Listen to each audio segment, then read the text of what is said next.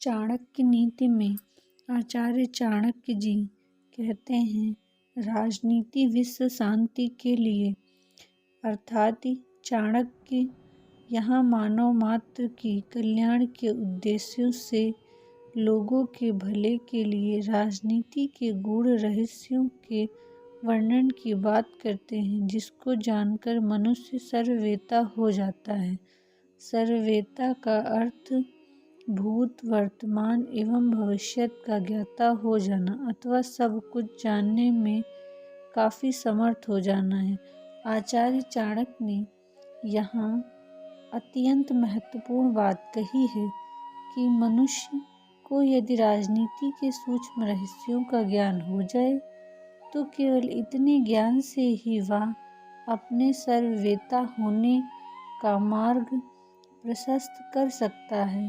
कहा जाता है कि कोई व्यक्ति संपूर्ण बातें नहीं जान सकता, अर्थात उसे सभी बातों का ज्ञान नहीं हो सकता, पर अनेक बातों और विषयों की उसे अच्छी जानकारी तो हो ही सकती है।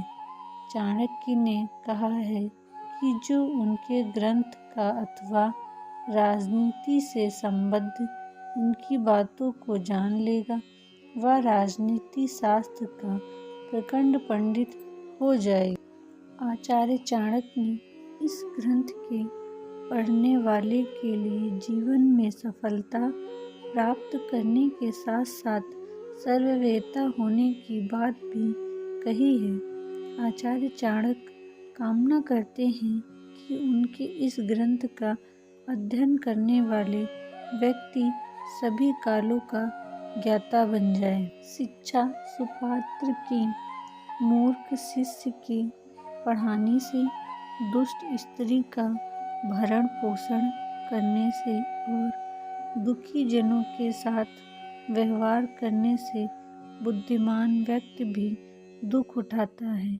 कहा गया है कि उपदेश से मूर्ख कुशित ही होते हैं, शांत नहीं होते। सर्पों को दूध पिलाने से उनका विष ही बढ़ता है।